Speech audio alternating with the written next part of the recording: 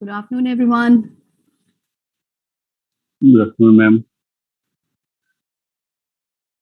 Good afternoon, ma'am. Good afternoon, Kashish. Good afternoon, Vikas, Saizan. Uh, Good to have you all back again for this critical thinking session. I can understand, like in the middle of the afternoon, I don't know how many of you have had your lunch, but I'm sure many of you must have had because you're now at home. So, so with your body fed, now get ready to use your brain a bit more deeply because that is what is all this critical thinking is about. So today I've tried to very quickly prepare a small quiz. I know whether it's going to work or not. I've tried to uh, use it here in this Zoom pose. So let me, now that we have almost 60 participants, uh, very preliminary ice breaking quiz, but uh, it will help you recall what we did last session. So let me see if you can see the polls. Can you see the polls yet? The questions on the screen? No, ma'am. No, ma'am. Okay, because I haven't launched it as yet. Let me launch it first. Okay, so now can you see? Yes, Or ma'am. no? Yes, ma'am. Okay, good. So I give you 5 minutes, which is more than sufficient to just answer and tell me, you know, just finish it off and submit your polls. Then we'll have a quick, discussion on whether you've answered it correctly or not. So everyone of you have your quiz on the screen. All of you can see the screen.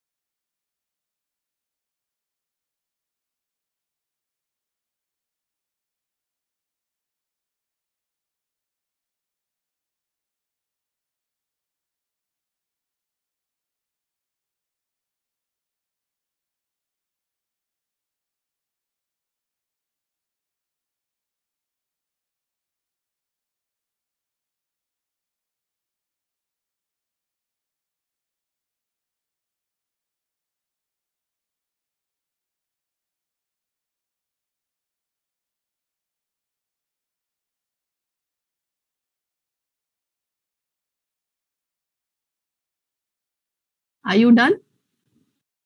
Yes, All ma'am. of you? Yes, ma'am.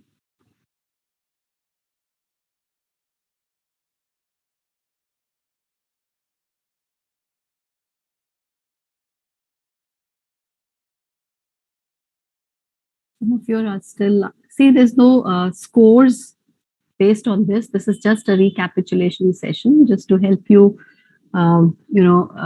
recall what we did on the last session. So most of you have answered correctly the first question.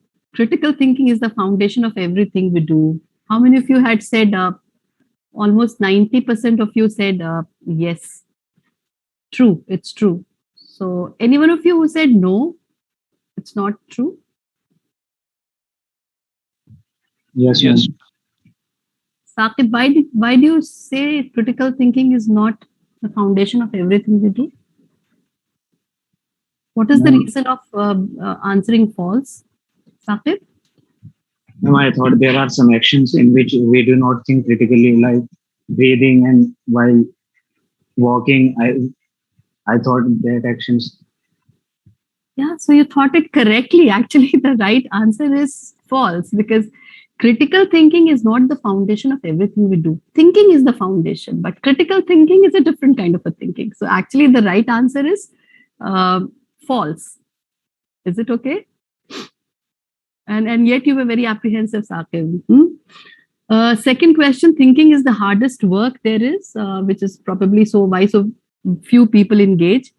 Uh, almost 78% have answered it correctly. It was Henry Ford. It was just a recapitulation, memory oriented question, nothing to apply any critical thinking. Yeah, so Plato was not the one who said this. It was one of the business tycoon of his time, none other than Henry Ford himself, who said that very few people engage in critical thinking. Then uh, of course, an unexamined life is not worth living is a very harsh and hard statement by none other than Socrates himself. So some of you got a little confused with Plato. So Plato was Socrates' disciple, and it was Socrates who had given this very strong statement. Critical thinking is automatic thinking. Yet again, I don't know why so many people are still saying that it is automatic thinking. It is false. It is not automatic thinking. So, automatic thinking is not purposeful, and that is why it's not critical thinking. So, we took a number of examples last time, some exercises, the F test, and then that image test, and how our mind works on automatic mode even when we are not engaging any purposeful thinking. So that is not critical thinking. So the statement is false. Then critical thinking is not always purposeful. So I tried to twist the statement, which means, which is false. Critical thinking is always purposeful. So it's only when you have some purpose in thinking, you end up thinking deeper and you enter into that manual mode of thinking. So critical thinking is the manual mode of purposeful thinking. So this statement is false. It is always purposeful. One of the in fact characteristics of definition of critical thinking is it's always purposeful. It's always a manual thinking. It is always manual thinking. It is always purposeful. Critical thinkers are better persons. 85% of you have said uh, true. You recall any evidence shared in the last session which proved that critical thinking is critical thinkers are better persons. It makes you better person. Any uh, anecdote or any evidence I shared with you on the last turn, which actually demonstrated that yes, critical thinkers do become better persons. Of course, it is correct. Most of you have correctly answered that. But anyone of you remember any story behind this kind of the benefit of critical thinking we were discussing on the last turn? So for every attribute or every benefit of critical thinking, I was giving you some references and some anecdote or some study that was done. So any study you remember which demonstrated that critical thinkers they become better persons?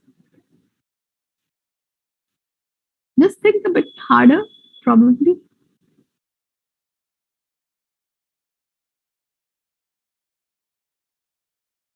Anyone of you remember a study of the UK prison?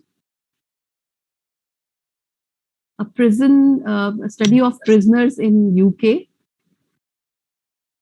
You know, so in the prison, he had introduced the course on critical thinking, and so the study revealed that there was remarkable change in their behavior. So earlier, these inmates of the prison who used to just talk with their body, they started talking to each other actually. So instead of fighting with each other, they became more civilized after they were thinking concept and critical thinking behavior. So that kind of a study, it actually, these are evidences to say that yes, a true critical thinker will end up having a better behavior, or will become better persons. So I just wanted to remind you of that. Then the seventh question was the three core skills, which many of you still have. Many of you got confused because 60% have wrongly, because questioning and curiosity is the same. Curiosity leads to questioning, right? So these three core skills are also there in the small video snippets that I had shared in the last session, before the last session. And many of you had seen that video as well. So the three skills are curiosity, skepticism, and humility, right? And questioning, there was a video on questioning as well. But then questioning actually is the foundation of under the skill of curiosity. So when you're curious, you start questioning. And skepticism is that you don't just accept anything which comes your way. So you develop a healthy attitude towards questioning the information that is presented to you. And of course, humility is that you need to accept that you may also be wrong sometimes. And with that, you have to start with a clean slate. So these are three essential skills in order to become a good critical thinker. And then the eighth question was, okay, so critical thinkers are better innovators and predictors. So I had given you evidences for these also. Some of you have, 2% of you had some apprehensions. You've marked it false. It's okay. But then I'm saying this because I have already given you evidences of studies done to prove that yes, critical thinkers, they do end up becoming better innovators. And then anyone of you remember whose quote did I mention where, in order to demonstrate that critical thinkers are better innovators? Any personality you remember? I discussed with you on the last turn when I was trying to demonstrate that yes, critical thinkers become better innovators. There was a quote by Steve Jobs, who actually was trying to emphasize how patient thinking, which is required in critical thinking, is really important to become a good innovator. So until unless you're patiently thinking about things and peeling, layers after layers, you cannot innovate. So one of the foundation skill to become a innovator is also critical thinking, right? And for predictor, becoming better predictor, anyone of you remember? So again, there was a study wherein the forecasting department, who was actually involved, the strategy and forecasting department, which was involved in prediction, they could not predict successfully some event which a group of general critical thinkers had very successfully predicted. So that was a comparison made, and based on that comparison, it was inferred that yes, critical thinkers who have who keep a pulse on the who develop a general understanding of how to decode information around them, becoming better predictors, unlike the technically qualified forecasters who immerse themselves into technical analysis, and who, if they are not very well versed with critical thinking, they will just accept the data what comes their way, and they will give the forecast. Like for example, there's a lot of hullabaloo about the employment data these days. I mean, I don't know how many of you keep track of the environment around you. If you are somebody who is a part of the forecasting team or estimation team, you would just accept the data which comes your way, and you would say, okay, this much unemployment has gone down or it has gone up. But then if you're a critical thinker, you would challenge the data and you would say, no, even if you're saying that the unemployment has come down, but I don't see, because I see on the streets, I have so many experiences, I have so many anecdotes of people who have lost their jobs. So what I'm trying to suggest here is that in order to become a successful predictor or forecaster, you all so critical thinking makes you better predictors. And finally, the second last was father of critical thinking. Why there's a confusion yet? Plato was the disciple. So a little bit of philosophy is always good for everybody, in order to understand the philosophy of being a human being and all this. And you should start with Socrates, because he's supposed to be the father of philosophy and critical thinking. So, and Plato was his student, his disciple, right? So some of you who had not attended the last session, you must have remembered correctly. And yes, again, the last question, almost all of you got it wrong because I posed the question in a tricky manner. So which is the topmost skill required to cope with fourth industrial revolution? So if I'm asking you, if I'm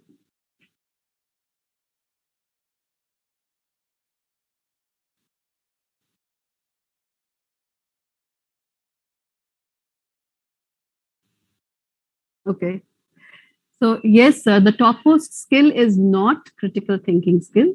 I mean, first critical thinking skill comes second, but then the topmost skill is problem solving skill. So we talked about this in the end. I don't know, some of you might have missed it. Critical thinking skill has moved in the top slot. So the top three is problem solving skills, critical thinking skills, and creativity. So these are the three topmost skills you need to hone in order to cope environment, which you are going to confront very soon, right? So that is why it is important that we try and we focus on these kinds of skills. So it may not give you direct knowledge about business and different functional areas, but then it will equip you to solve problems, to think about the problems in whichever domain or space you are working, right? And of course, it has implications, some good implications at the individual level as well. So we did discuss how it helps you in jobs, it helps you at your personal level, and it helps you to cope with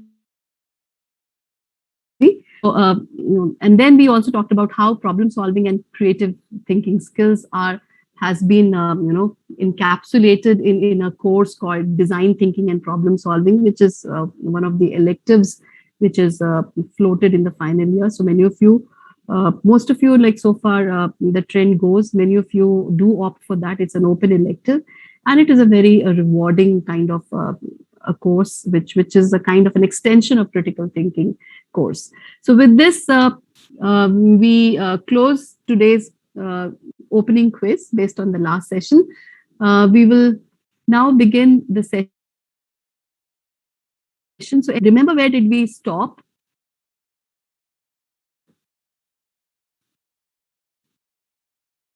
So we just covered the introductory part, and we were trying to understand the, the characteristics of critical thinking, and then the we also looked at the benefits and importance of critical thinking, and we were about to start the standards and barriers. You remember?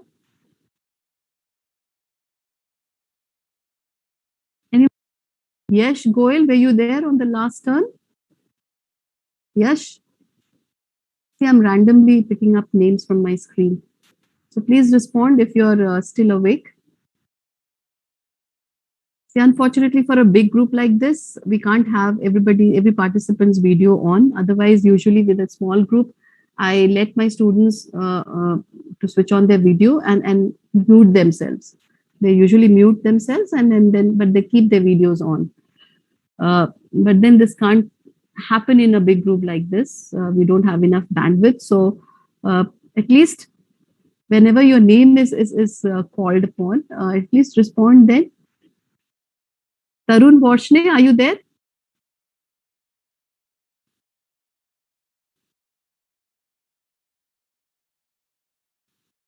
See, your attendance is not just the names written in the chat. The attendance is also cross-checked during the discussions. So when you don't respond, that means you have just logged in, put in your name, and then you have dozed off to sleep. Is that correct? So Yash Goel and Tarun Varshne is marked absent. They are not responding. Saqib, are you there? Yes, ma'am. Yes, Saqib. So you remember we stopped there. We stopped at the barriers, the standards and barriers to critical thinking, isn't it? We discussed the introductory part of what is critical thinking, the different attributes of critical thinking, and the importance of critical thinking.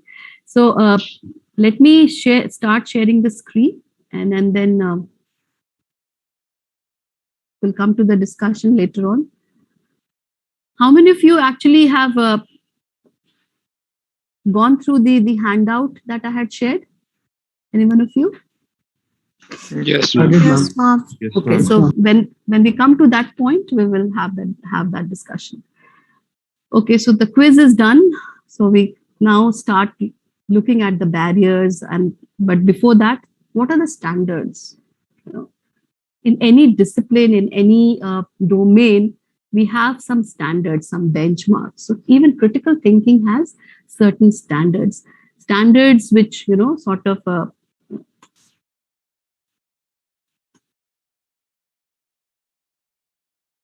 standards which are universal intellectual standards. Intellectual must be applied to the various aspects of reasoning in order to develop what we call it as intellectual traits. So critical thinking is actually, a comprehensive intellectual trait. And this model is presented by Richard Paul and Linda Elder, one of the base book that has been prescribed for critical thinking. Remind me on the WhatsApp group to share that the e-copy of that book. In fact, we have a abridged version, so I would be sharing that abridged version only, because the whole book is very, very thick and very, comprehensive. So I don't want to scare you people out. So I'll be sharing the abridged version. But then one of the base of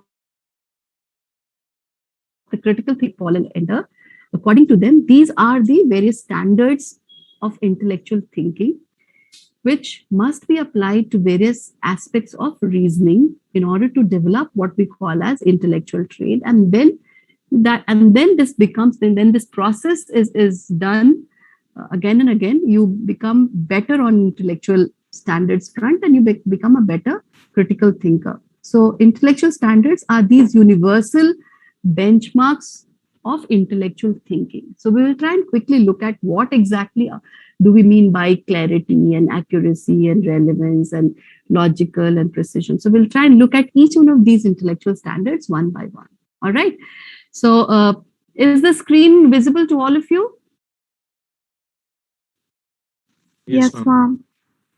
Thank you. Uh, we'll try and look at these 8 standards specifically: clarity, accuracy, precision, relevance. So how to distinguish between these the different benchmarks or standards, so to say.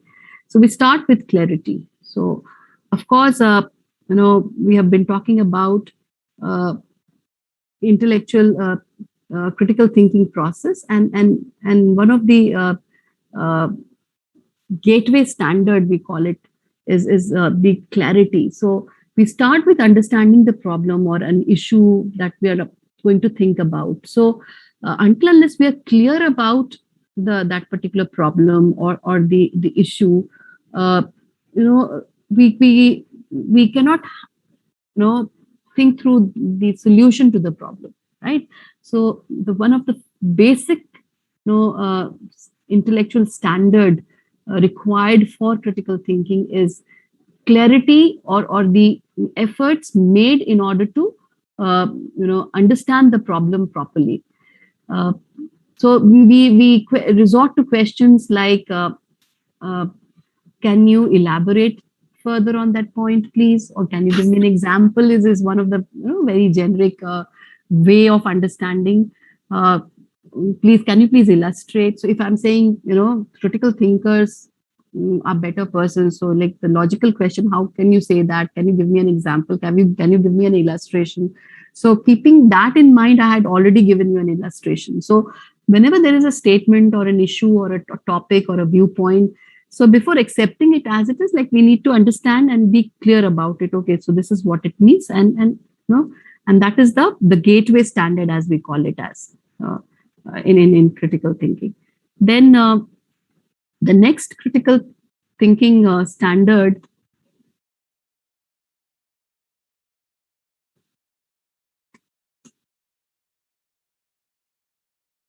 is accuracy. So a statement can be clear, but need not necessarily be accurate. So do you agree with this? So here's an Yes, ma'am. example here. So basically, in accuracy, we try to compare and see whether the information that is presented and the belief, it matches or not. So if somebody says this chicken weighs over 300 pounds, can you actually believe it? So the statement is clear. They're giving very clear information, but then the statement is not accurate. So maybe they are saying for 30 pounds or maybe 3 pounds, whatever, or 13 pounds, it is written wrongly as 300 pounds. So it's a kind of accuracy check that we need to apply whenever an information is given to us, right? So accuracy is another intellectual standard. Then precision is that for certain issues you might need precision, especially like, for example, when you are uh, you know dealing with specific uh, areas which are very delicate, for example, or maybe some very costly items, say for example gold. Every milligram precision is very important, right? In weighing gold, right? Similarly, here is a very crude example of statement being both clear and accurate, but it is not precise. So they're saying that yes, Yao Ming is tall, so we can see for ourselves that yes, this person is tall. It is clear to us, but then we don't know how tall he is. So it's not very precise. So in certain situation, in this situation, being precise may not be very important. But then, say for example, if there's a selection being made on the basis of the height, then in that situation, a precise information is more critical, right? So I'm just trying to give you examples to distinguish between the different standards that I'm speaking about. So we looked at clarity, we looked at accuracy, we looked at precision. Now this is relevance. So we pose the question that whether does it have a bearing on the issue at hand. So for example, a hilarious example here is given. You know, I studied hard all semester, therefore I should get A plus. So, the example of wishful thinking. Maybe he really studied hard, but then, you know, is this statement really logical? You know, just because you studied hard doesn't mean that you would necessarily get A plus. There could be n number of other factors. You know, maybe you missed out the exam, or maybe you know, the question was out of course. You know, there could be n number of things. So you cannot necessarily conclude that just because you studied hard, you ought to get A plus. Yeah. So, or maybe you studied hard as per your caliber, but perhaps, you know, the questions, the examination standard was much beyond your capacity. So, what I'm trying to suggest is that a statement can be clear, accurate, and precise, yet may not be relevant to the question at issue. So we always need to pose questions like, how is this statement connected to the question? Does it have a bearing on the issue? Is it relevant for the issue or not? Just studying hard, it, you know, does not necessarily get, you know, related to the grades, right? It is one of the prerequisite, but then not, you'll always find many people who do not study hard and yet, you know, they get A grade. So just a very trivial example to demonstrate this. Then the next standard is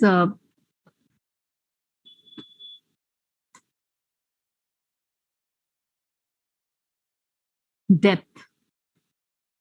Sometimes we also need to look at the complexities related to the problem. You know, the complexities or the problems or the significant factors. So, how does your answer address the complexities in the question, right? So, for example, you know, here, you know, there's a demonstration of the cartoon says like there's some activist saying no to drugs, and the addict says I want to quit. But then, you know, this can be very superficial, you know, because we all know that addiction is very difficult to do away with, and there are a lot of other, you know, commitments and facilitations and de-addiction you know, mechanisms that one has to go through in order to get rid of this. So just wanting to quit will not let you quit. So sometimes a statement can be clear, accurate, precise, and relevant. So you know, it is clear that this person is responding to the advice, but then it is relevant also, but then it may be very superficial. How are you going to address the complexities? So critical thinking is just because somebody is saying, okay, I want to quit, or I will do this. You know, sometimes when we, you know, allocate responsibility, just because on the basis of willingness, we cannot take into account that yes, that person will finish the job effectively. So we have to look into other, you know, aspects, you know, other complex, other factors, like, you know, what is the most significant factors that is required to get that particular job done, right? So then accordingly we allocate. So willingness could not be willingness could not be the only criteria. So I'm just trying to give you an example in order to understand the difference between the different intellectual standards, right? So this is depth. Similarly, you know, we have a related standard, critical thinking standard, which is breadth, right? So you know, have we looked at all the you know, other viewpoints or circumstantial, you know, evidences to give our judgment or not? So is there another way to look at this question, or what would this look like? So if somebody is dozing off in my class, and I just yell at that person without knowing the background, you know, that may not be a very, you know, critical thinking type statement, right? So that means I lack the breadth. All right. So here is example of a teacher and a student again. So this person, the student is not participating and probably dozing off. So maybe he has headache, right? But then that, you know, perspective is not thought about. So instead of thinking about it first, the possibilities of why this person is sleeping, or maybe he's not feeling well or whatever. The teacher yells at him and say, you get 0 marks for participation. So this is not a very critical thinking type uh, statement from the teacher here. Then, so this is an example of breadth. So you're not thinking about the possible reasons, and without thinking through, you're trying to judge somebody, or yell at somebody or talk to somebody. Um, then logical is one of the gold standard again.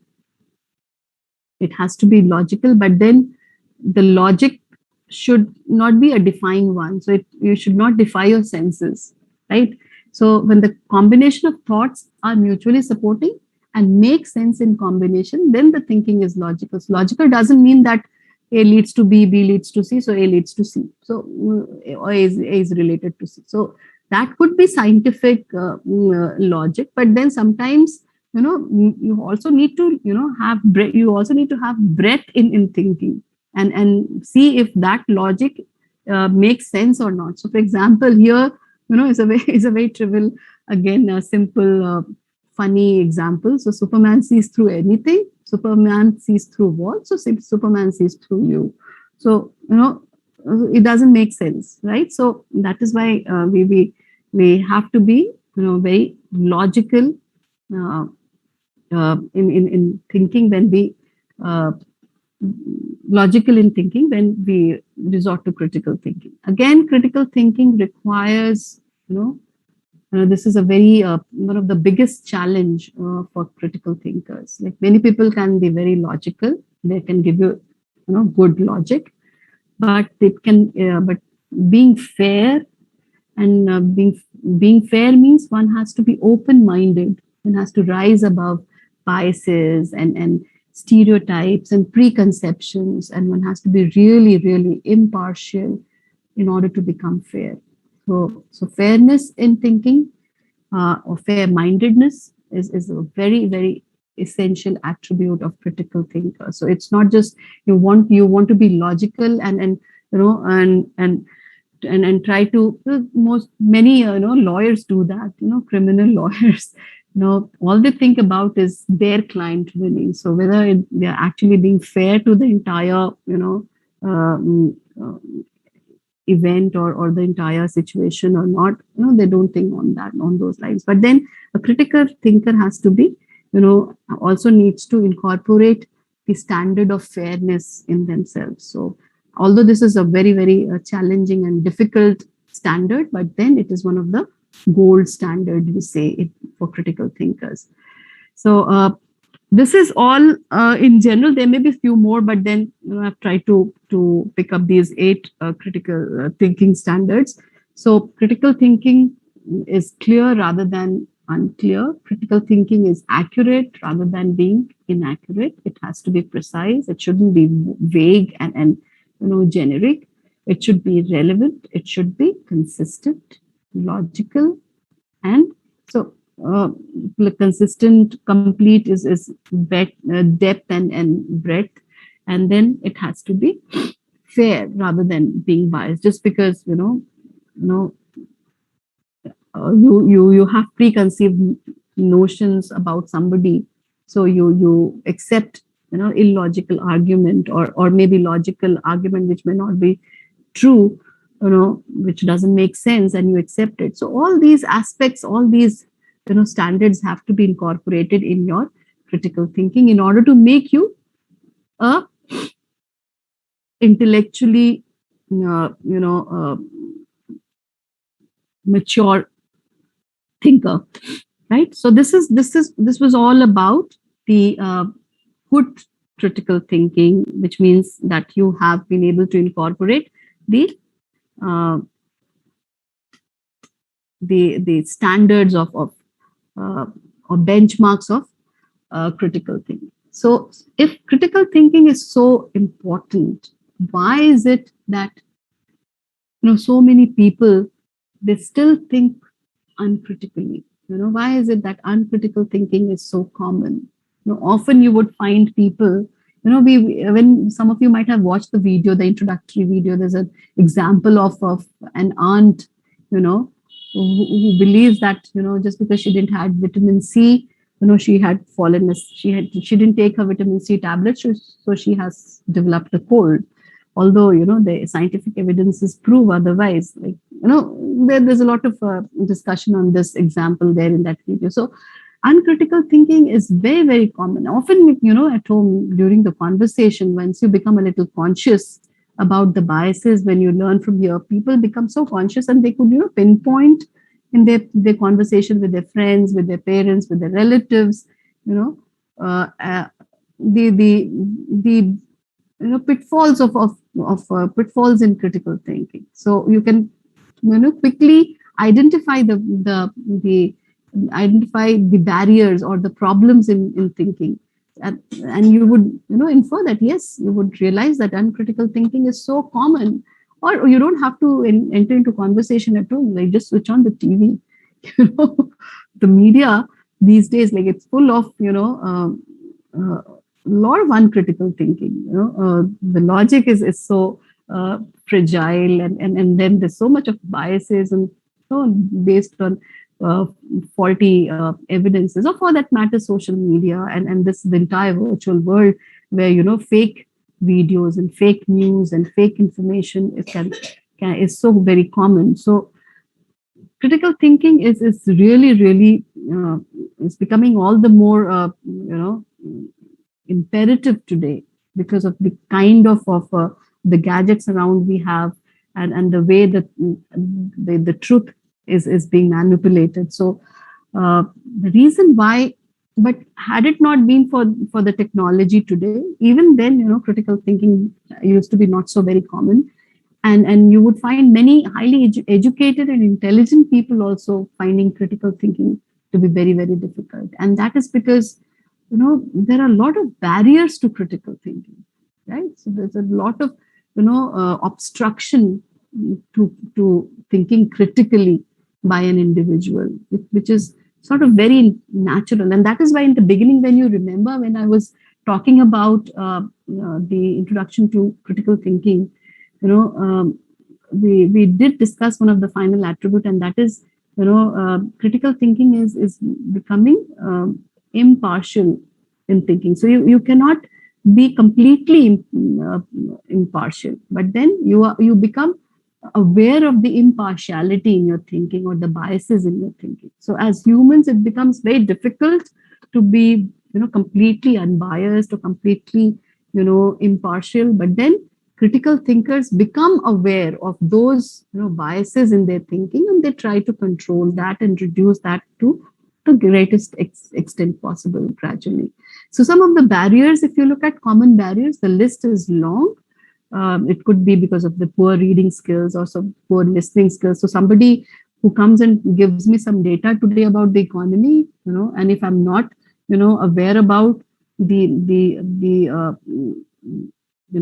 I'm not, aware about the evidence or the source of the data, or if I've not read about how data can be fudged, I can just take the information as it is, right? And this is so poor reading skills, poor listening skills, lack of relevant background information. So somebody doesn't have a background in economics, so even if some data is given to them, they might not be able to understand the implications. So, and then there's a lot of biases, prejudices, stereotypes, superstition rather. Girls can't do that, or boys do this, or all these kinds of biases. They already social biases, the prejudices, the isms, whether it is egocentrism or sociocentrism or conformism, or all these, they come in the way of a good critical thinker, right? So the reason why we end up not, despite being educated and despite being enlightened, sometimes we might, so that is why humility is very important. So even though you have a degree, and you may be like, even if I'm a teacher or I'm teaching critical skills, I need to be always open to the idea that I might also be committing mistake in my thinking, or in judging people, or in making assumptions and which might not lead to the correct conclusion, right? So these common barriers, they need to be understood and they need to be controlled in order to become a critical thinker. So we will try and look at some of the key barriers. So these are the various, most of them, they they can be clubbed together. So broadly speaking, we will try and look at today the 5 key barriers to critical thinking, right? So we will look at how egocentrism can come in the way of good critical thinking, and then how sociocentrism or assumptions, how we make assumptions. The teacher who was trying to yell at the person, at the student who was sleeping in that particular pictorial illustration, he assumed that he's a non-sincere fellow and he's not interested in class and he should be taught a lesson. So assumptions, he didn't had that breadth in his thinking that perhaps that boy is not well, or maybe he didn't sleep last night for whatever reason, some genuine reason perhaps. So assumptions can also make us unfair in our thinking or in our statements. Wishful thinking again is something also which comes in the way of good critical thinking. And then there's something called relativistic thinking as well. So we'll try and look at each of these key barriers to critical thinking one by one. So we start with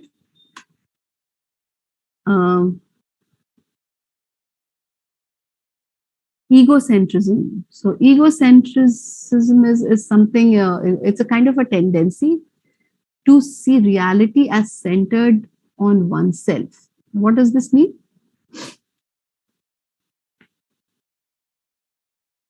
Anyone of you? Only his or her opinion matter.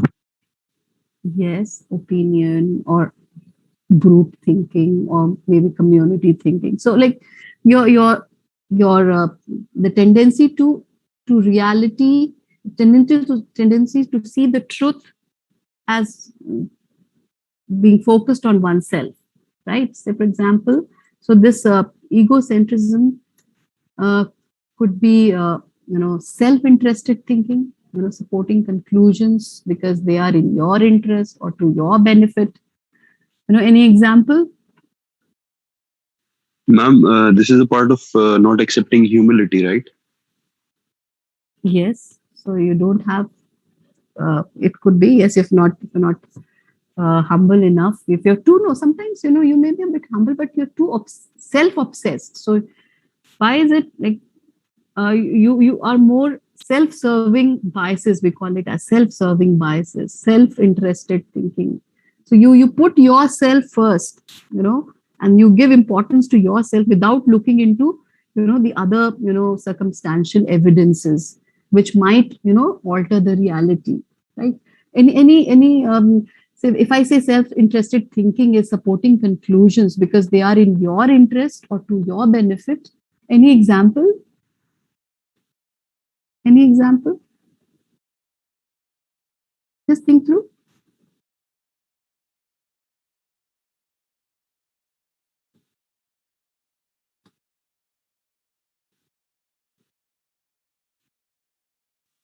We sometimes say that AMU is the best university in India.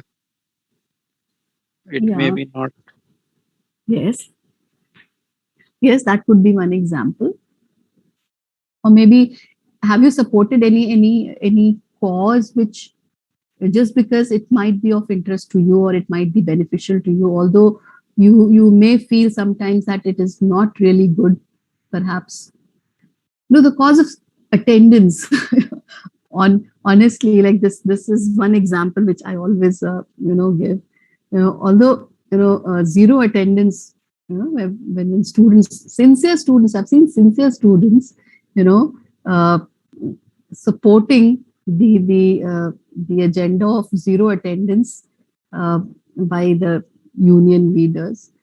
And when we enter into a discussion about the logic behind it, so what is the why do you support zero attendance when zero attendance, you're here to learn?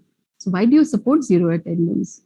Oh, my ma'am, in case like if I fall sick and I'm not able to attend class or whatever, but then you will not attend 10%, 20%, 30%, 60%, zero attendance. No, there's no logic to it. So if you're a regular student and then again you are supporting, a cause of zero attendance, it's only because you feel that it might be might be in your interest perhaps. So I'm just trying to give you a very commonly related example as such. So critical thinking is always objective, so irrespective whether it is of interest to you or not, you have to be very objective in your thinking to see whether actually this is a fair conclusion, or a just conclusion, or a logical conclusion, or a accurate conclusion or not.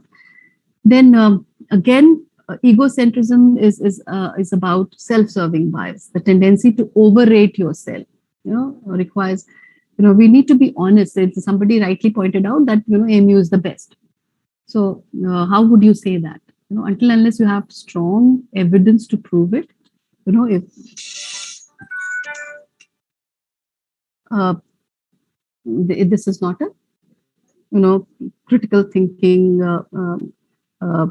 statement, right? So these kinds of biases emerge out of your own self-obsession or the tendencies to see the truth as centered to oneself. So either it could be self-interested thinking because it might be of benefit or interest to you, or you are trying to overrate yourself unnecessarily without being honest, right?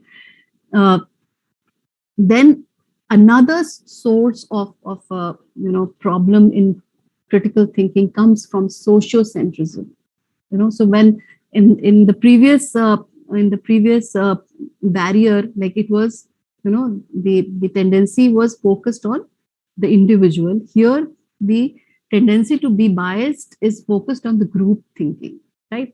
So sociocentrism is group centered thinking, and the group bias comes in when you tend to see your own one's own group as being inherently better than the others. So the university of course can come here because university is a group of people. But then in that previous example, it could be I'm the best, self overrating yourself. So that, and here my group is the best, or my caste is the best, is more superior, or high caste and lower caste. These kinds of nomenclature that we have, like it arises from these kinds of group centered biases or group centered thinking or sociocentrism, which is actually a barrier in fair and critical thinking. So you tend to see your own group as being inherently better than all others. So somebody who had mentioned like about the university being the best, like your own university. So it can come in this, or maybe we often, in the name of being, more patriotic, we tend to overrate sometimes our nation just because we want to prove ourselves to be more patriotic without resorting to the real data behind, or the reality behind. So we try to compromise reality or the truth by becoming a victim of these kinds of thinking, right? Then another group-centered thinking is conformism. Allowing beliefs to be shaped by outside forces. Do you think your belief can be shaped by outside forces?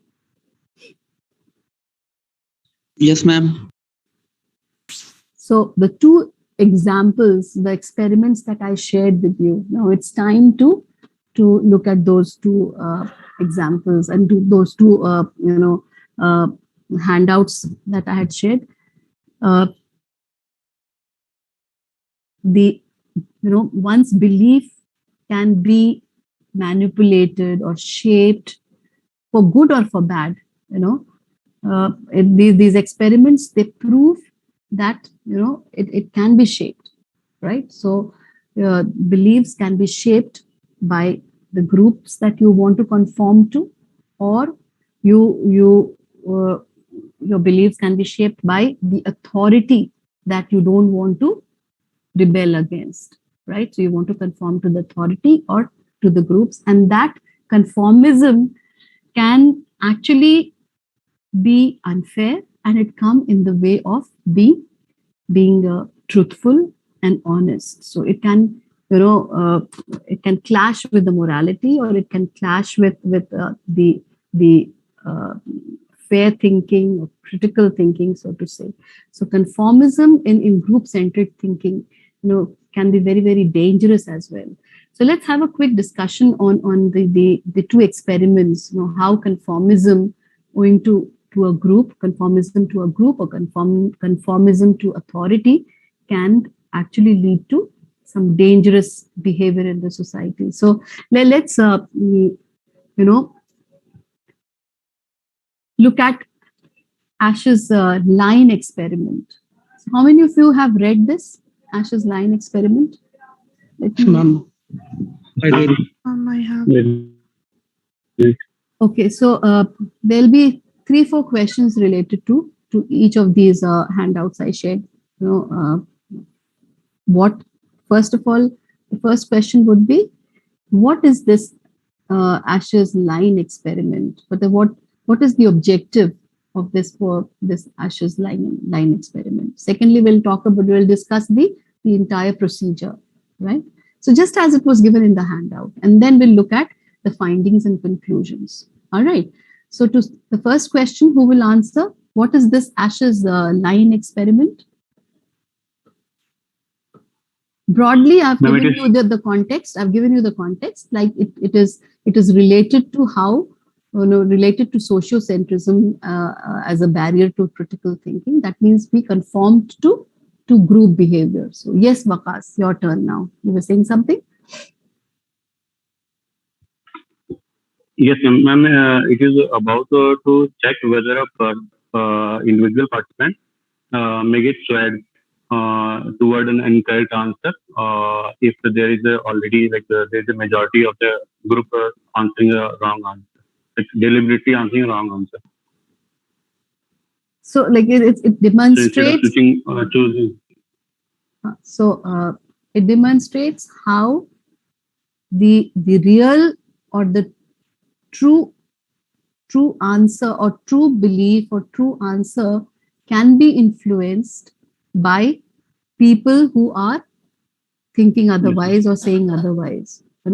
So it's a kind, demonstrates the influence of the group on the behavior of an individual to think wrongly, right? May I say something? Yes, Imran. Can it be interpreted as like how people are intimidated by others? I mean, people were giving wrong answer purposefully, and the other person was intimidated. And he felt the inferiority complex if he would give the wrong answer, if he would like choose to give another answer. Yes, so we will talk about that in conclusion. Right? We'll talk about that. So broadly speaking, we all understand the context of this experiment. So it was conducted by a renowned social psychologist called Solomon Asch, and he wanted to demonstrate the fact that yes, an individual behavior can be influenced by the group's response he is a part of, right? So what was the experiment that was conducted? Anybody else can come in? Sophia? Yes, ma'am. So, ma'am, there was this experiment where Ash or Ashid, whatever it is pronounced as, where he took several participants, which were his own confederates, and out of that, he took one real participant, which was not who was not informed that the rest others were told that it is a kind of experiment. So he was included with a group where there was a line task where they had to recognize the number of lines or something like that. So mostly all of them who were the confederates, they gave the wrong answers, and in the last, the real participant was given the chance to answer the question, and it was seen that out of 18 questions, 12 times the real participant answered the question incorrectly? Because the other group members had answered incorrectly, Yes, ma'am. isn't it? So the other group members, they were the stooges, they were confederates, means they were fixed there, and they were asked to give deliberately wrong answers. So there was one line, and there were three more lines, and they had to answer which line conformed to the task line. So if the correct answer was A, then the rest of the participants who were the confederates, they were deliberately saying B or C. And the last real participant who was unaware of this, even if he thought probably that the answer is A, but then since the others were saying B and C, so he resorted to saying the wrong answer. So that was the experiment, that was the result that was obtained. And the implication of this, anyone would like to highlight the implication of this?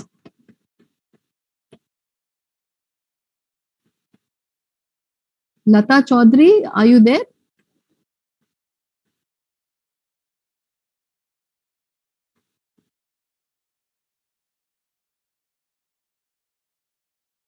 Yash Goel, once again, I'm calling your name. Whether you know the answer or not, but at least if you're not responding, your attendance is cancelled. Yes, ma'am. Yes. Ma'am, I exactly don't know the answer though, but yeah, but earlier when I asked you to respond, no, at least when I... Ma'am, my mic wasn't working actually, so I was just trying to reconnect to it so that it can work now. That could be one of a genuine reason. I leave it to you. Rishabh, are you there? Rishabh Bhardwaj? I'm randomly picking people from the screen to just help you be involved in the discussion. Rishabh Bhardwaj? Jasmine Malhotra, are you there?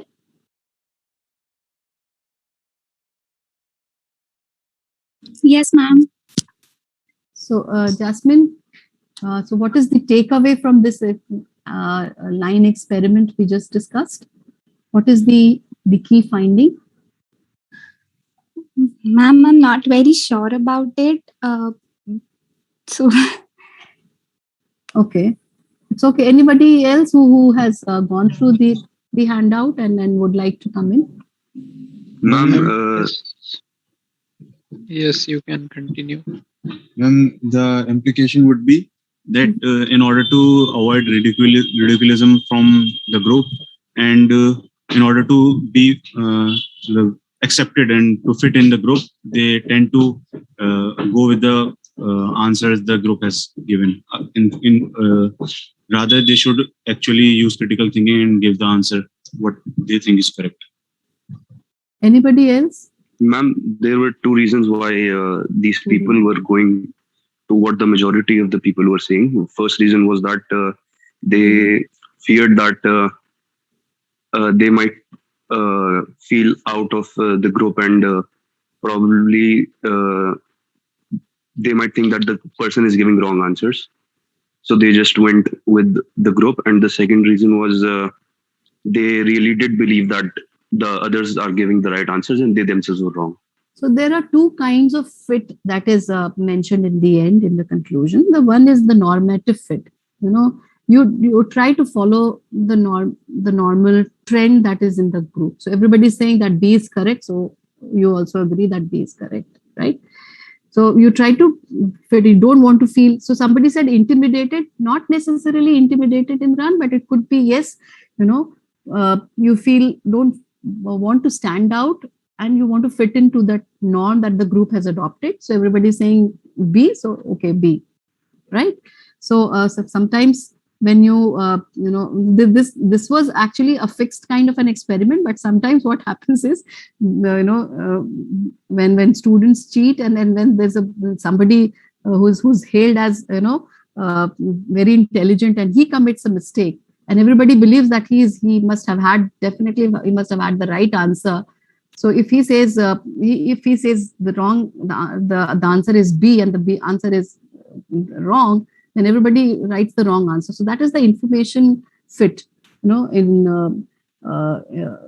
you feel that that person may have the right information. So if he is saying that the correct answer is B, so you follow that.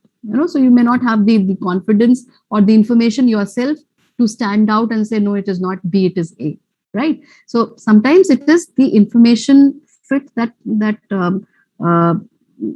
person conforms to, or it could be a normative fit. You don't want to stand out, or you feel, whether you feel intimidated standing out or whether you don't feel comfortable standing out, whatever be the reason, you try to conform to the group's response, even if the response is wrong, right? Muhammad Akdas, you want to say something? You've raised your hand. Yes, ma'am. And Yes, this come in. also shows that your decision may be manipulated by the majority.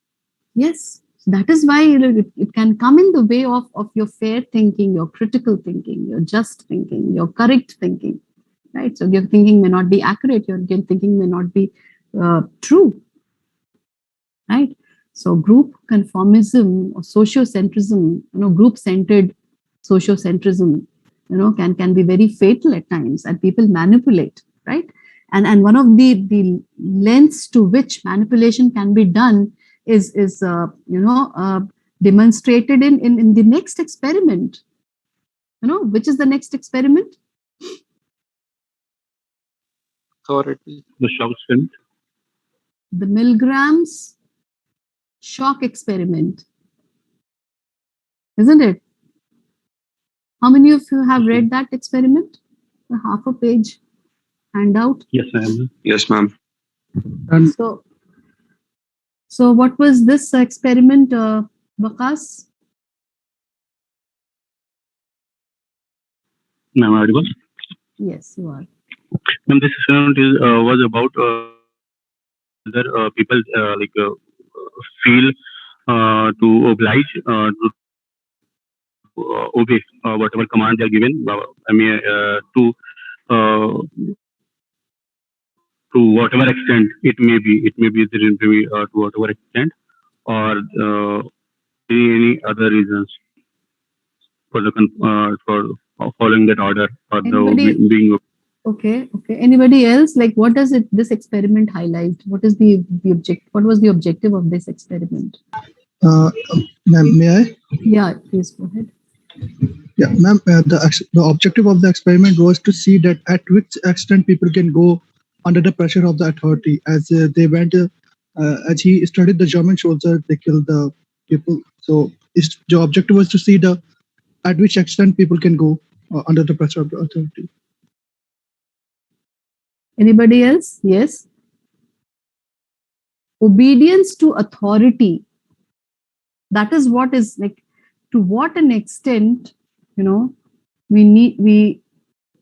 are obedient to authority. Of course, obedience to authority is very, very important as well for a civil society. So if today we say no, we don't want to be obedient to the authority, so we won't accept the rules and the regulations or the laws of the country. No, that also will be harmful. That can be dangerous. We cannot have an ordered society, a civil society, without certain set of rules and regulations that or laws we obey to, right? So for a good citizenship behavior, we ought to be obedient to the laws and we need to be conforming to those laws. But then to what an extent that obedience one should adhere to is something which is demonstrated here, and which shook the world in the 1960s. So another very noted social psychologist, Milgram, he was trying to understand the psychology of the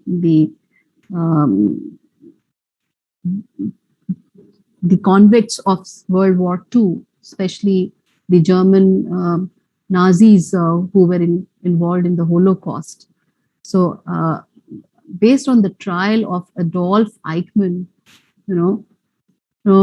all of them said that we were just following orders. So they were killing people, they were exterminating Jews in hundreds and thousands and millions, and in the name of simply following orders. Isn't it? So that, triggered the question in him, and he started probing that to what extent this obedience to authority, what is the extent of this obedience to authority? Does it mean that, an ordinary man can be made to kill another fellow human being in the way of, following orders? Where does the critical thinking of that particular individual, get lost? And what about the emotions? So he conducted this shock experiment. And what was this experiment? Anyone of you can elaborate that?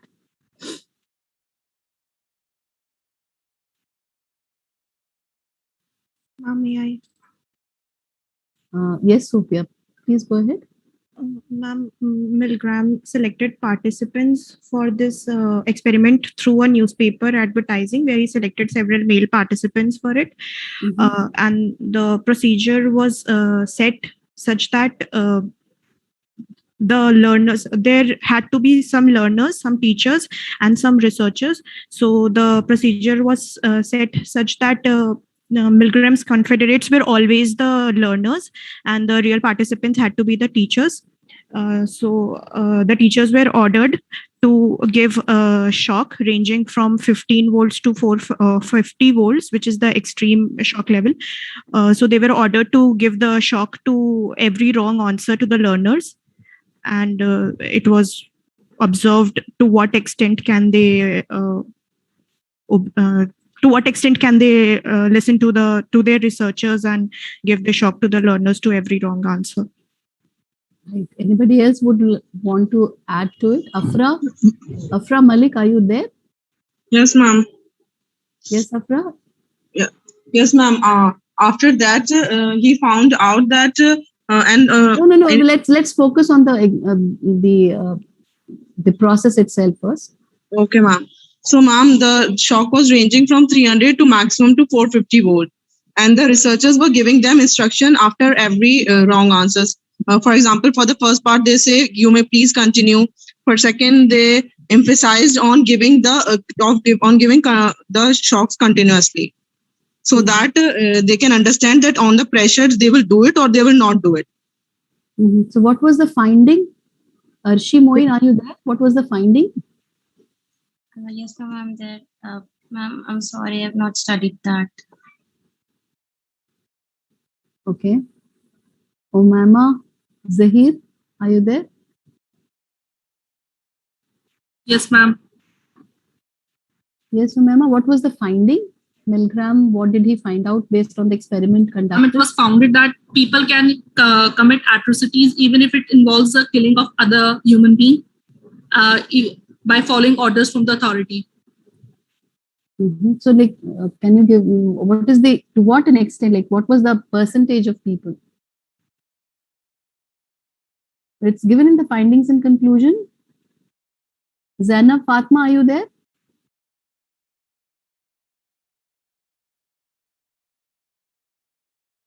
Aisha Khan?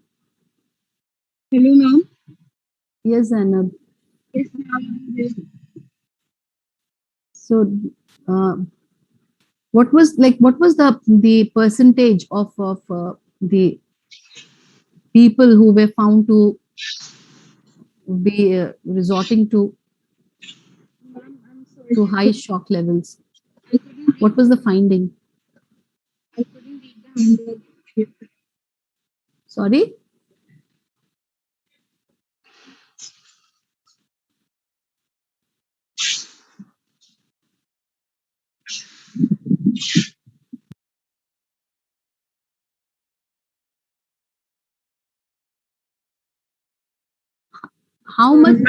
What was the part of participant? What was the percentage of participants who went into, giving the highest? Basically, ma'am, can I tell? Kashish, yes. Come in, Kashish. Ma'am, basically the 2/3 of the participant received the highest level of shock. That was like 450 volts. Which could almost kill a person, isn't it? Ma'am, 65%. Yeah, almost 2/3. So that was a very, very revealing and scary kind of an outcome of this experiment, and which actually,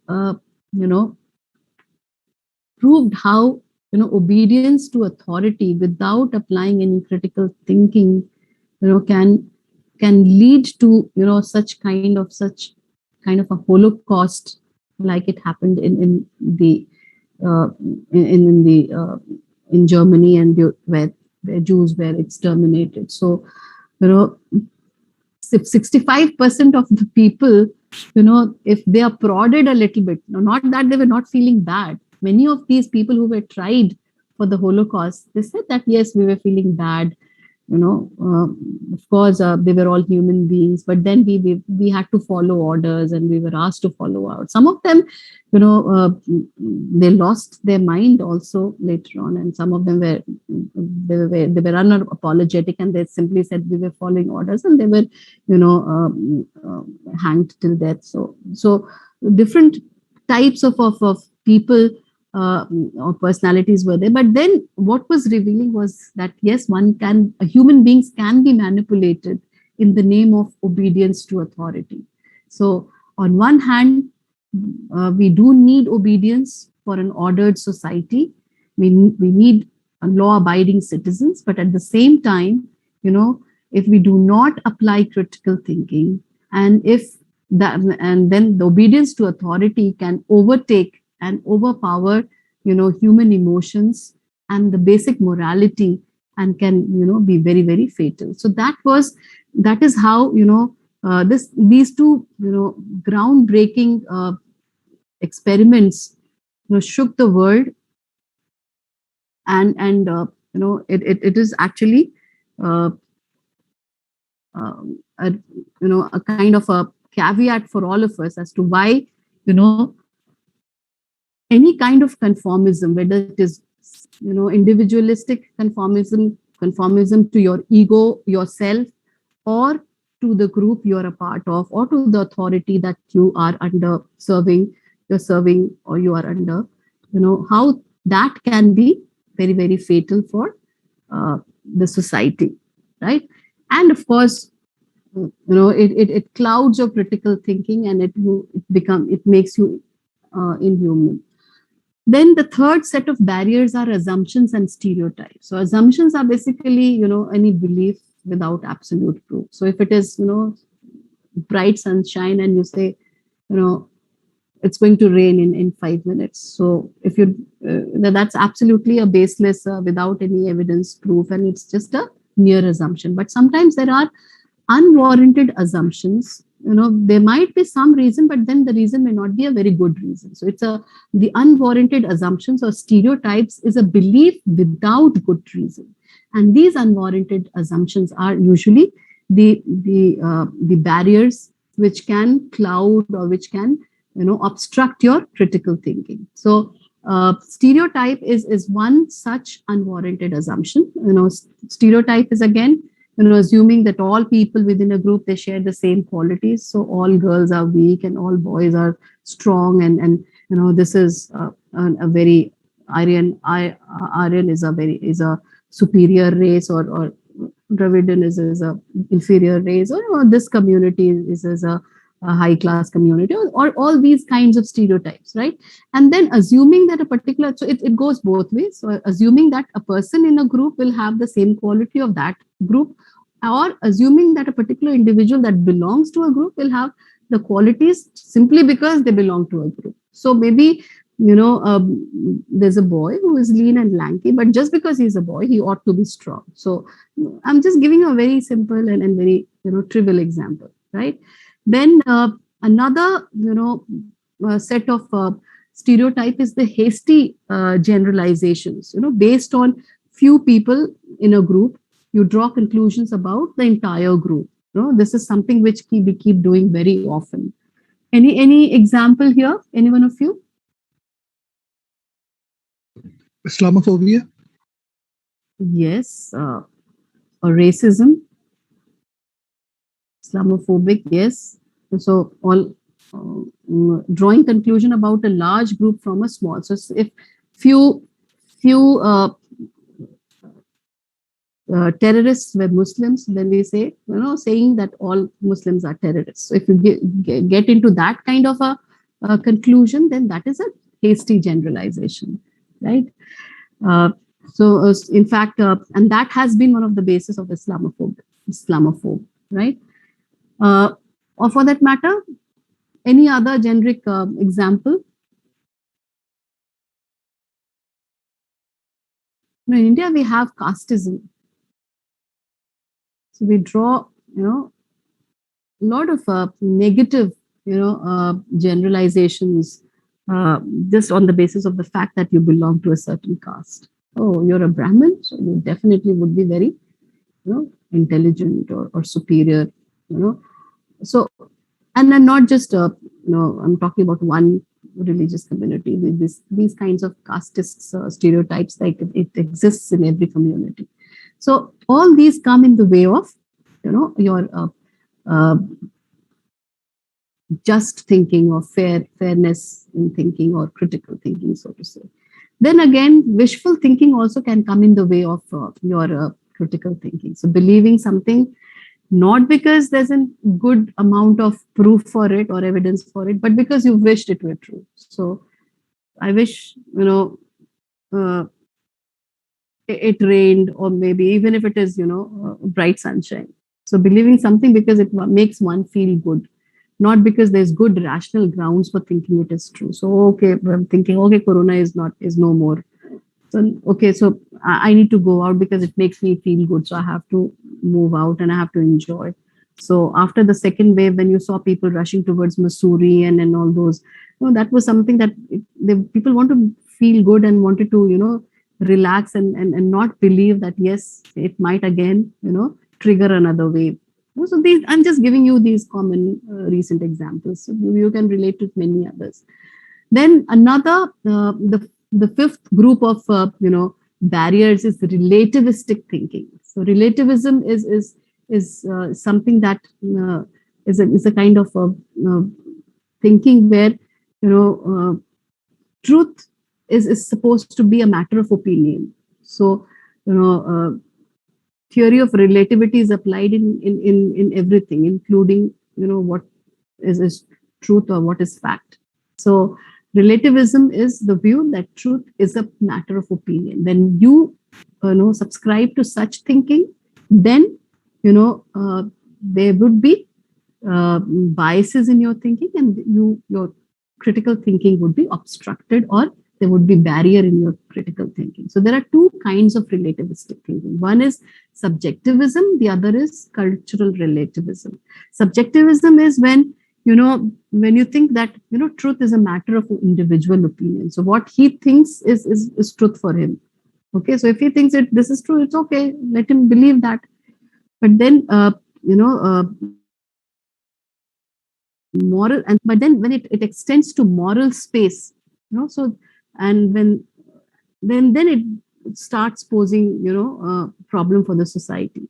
So moral subjectivism, okay, drinking is not a problem for me, even if it is or maybe live-in relationships, or for that matter caring for the parents. Like if he thinks he can do it, let him do it, otherwise it's not important.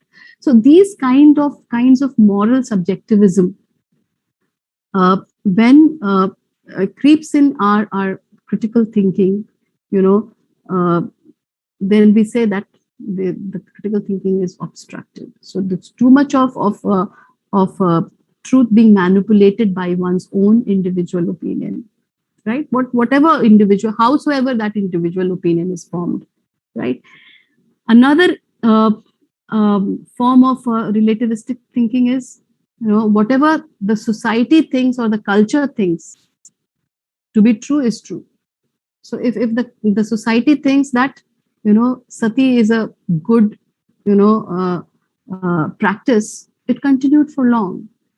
It took a lot of social reformists to convince people that even if it is in the religion or a culture or and the society believes it to be true or good, it is not good, right? So cultural relativism also can be good as well, and it can be bad as well. So I'm not saying, I'm just focusing on the negative part, because sometimes what happens is these negative things, that it has a lot of, it has a huge, consequences for the society, right? So women ought to be doing these chores, and women did not be educated. These are some of the cultural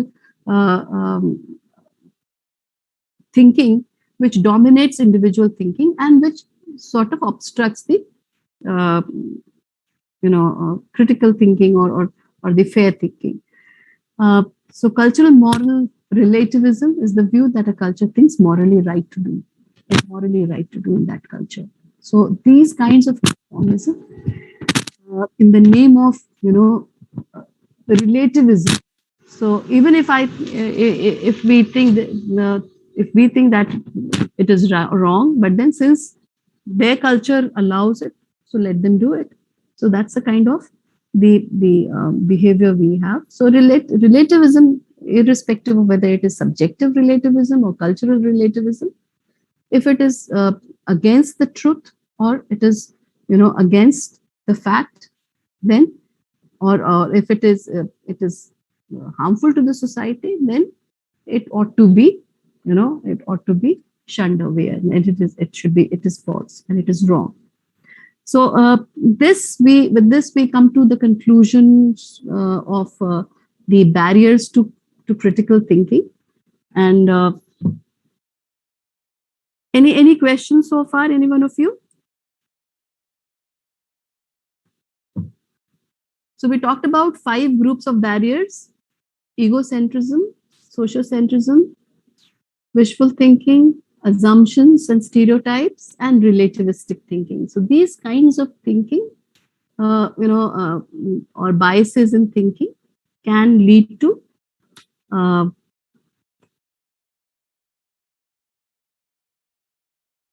what? Uncritical thinking, right? So quickly, let's take the quiz. Not a big quiz, just 3-4 questions. I'm giving you a situation. So, which critical thinking barrier does Ali display in the passage below? So you can read this passage and just let me know. One of you can read it aloud.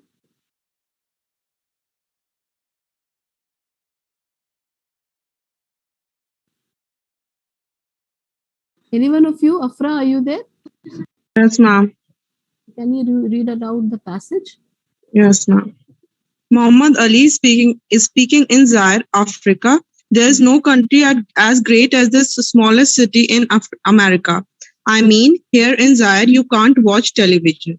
The water won't even run right. The toilets won't flush. The roads, the cars, there's nothing as great as America. Mm-hmm. So what is the barrier, any one of you? What critical thinking barrier does Ali display here in this passage below? You are given 4 options here: self-interested thinking, group bias, self-serving bias, conformism. Ma'am, maybe group bias. Group bias. Self-serving. Self-interest.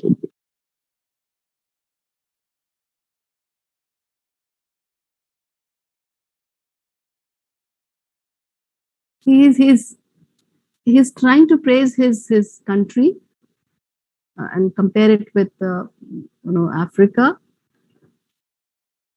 but then the justification he's giving is based on the inconvenience he has been through, isn't it? So it's actually self-serving. So the inconvenience that he can't watch television. So of course there's to start with, there's a group bias, but then if you look at the entire paragraph, It is out of his self-serving bias. He is trying to make such a comparison, right? So you can't watch television. There's not even, the water is not there. There's the roads, the cars. There's nothing as great as America. So this is how we try to engage in uncritical thinking. So in this paragraph, which critical thinking barrier do American students exhibit here?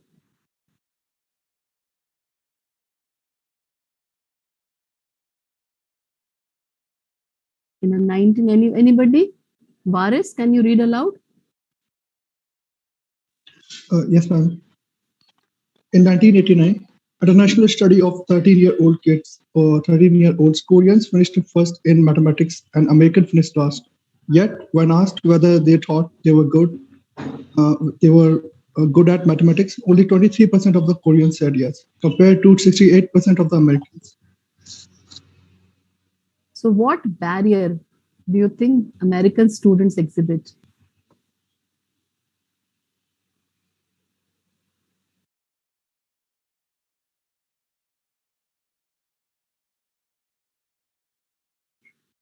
See, the fact is, the truth is that Americans finished last in the test, whereas Koreans finished first in the test in mathematics. Yet, 68% of Americans, they sort of overrated themselves. They were overconfident and they said that they are good at mathematics. Ma'am, it should be group bias because they feel they are superior. Yes, it is group bias. You're right, Waqas. Then another couple of more situations to go.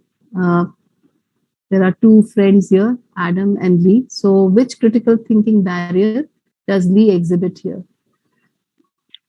Ma'am, stereotyping.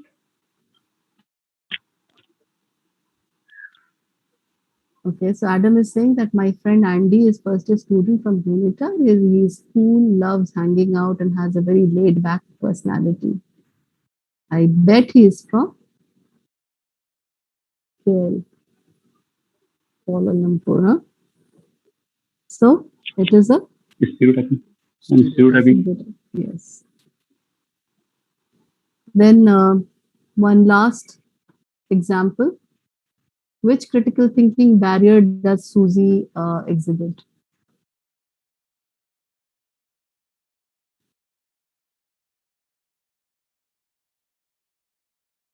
Sobia, can you read aloud?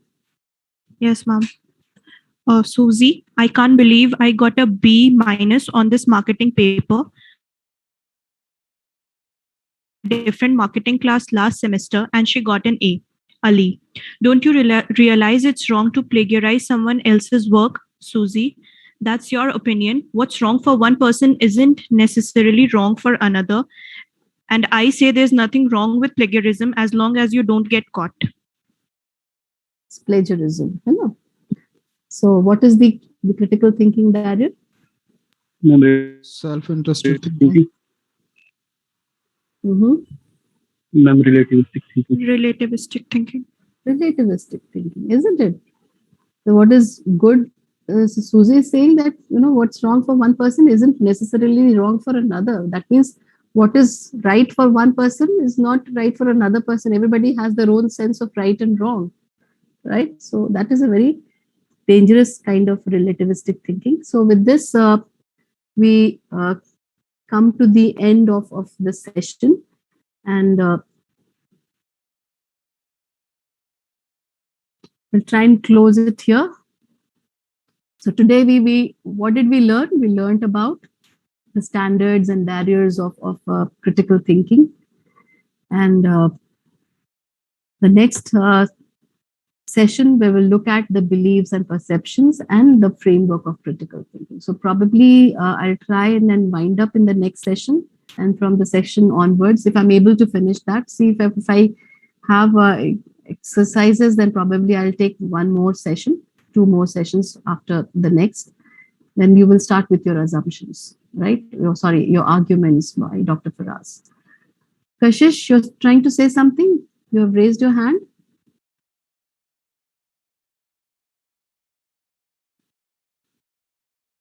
So any query, any comment? So are we good to go? Shall we close the session then? Yes, ma'am. Yes, ma'am. Okay. Thank you then. Thank you, ma'am. Thank you, ma'am. Thank you, ma'am. Thank you, ma'am. Thank you, ma'am. Keep pondering over these barriers.